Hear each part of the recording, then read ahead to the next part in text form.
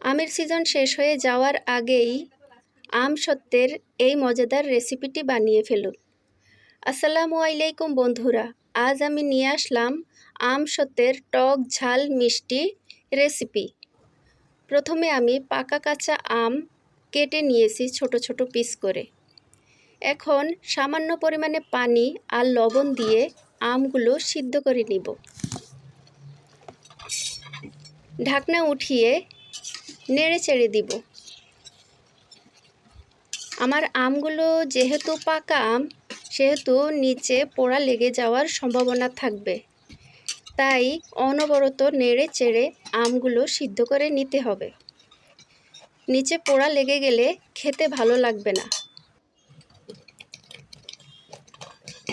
ভালো করে আমগুলো সিদ্ধ হয়ে গেলে এখন আমি খুন্তির সাহায্যে আমগুলো ভালো করে গলিয়ে নিব।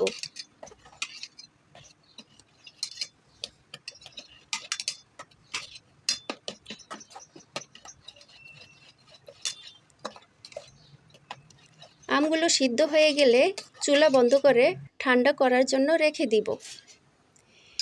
এবার শুকনো মরিচ, 3টা শুকনো মরিচ এবং 5 ফোড়ন ভেজে নিব। মশলাগুলো আমি হালকা ভেজে নিব। তারপর ঠান্ডা করে একটা হামানদিস্তায় দিয়ে মশলাগুলো গুঁড়ো করে নিব।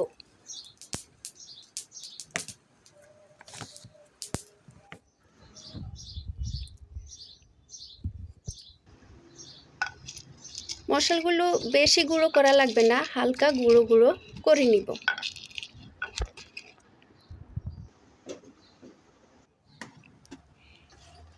এবার জাল করে রাখা আমগুলো একটা চালনিতে দিয়ে চেলে নিব। ভালো করে চেলে উপরে যে আঁশ থাকবে সেগুলো ফেলে দিব।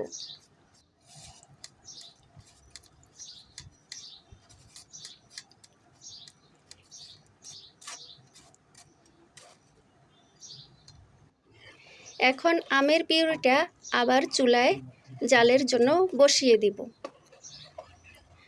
আমের পিউরিটার সাথে আমি এখন দিব বিট লবণ, আগে থেকে গুঁড়ো করে রাখা মশলাগুলো, তারপর দিয়ে দিব স্বাদমতো চিনি।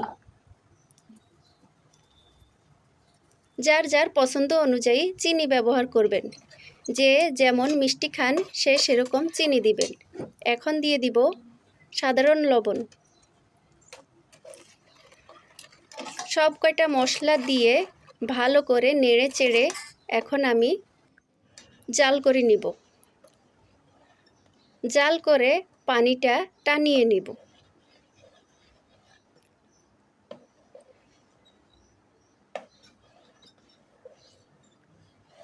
অনবরত নেড়ে চেড়ে ভালো করে জাল করে নিব।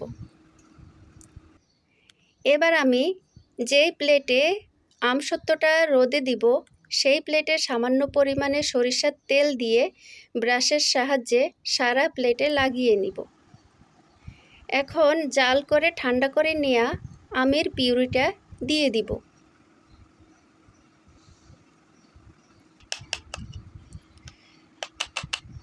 আমের পিউরিটা দিয়ে আমসত্ত্বের শেপ দিয়ে এখন আমি রোদে দিয়ে দেব। 2-3 দিন শুকিয়ে এখন আমি আমগুলো ছোট ছোট পিস করে কেটে নিয়েছি। আমসত্ত্বটা সুন্দর করে কেটে নিয়েছি। ব্যাস হয়ে গেল খুবই মজাদার একটি রেসিপি। আল্লাহ হাফেজ।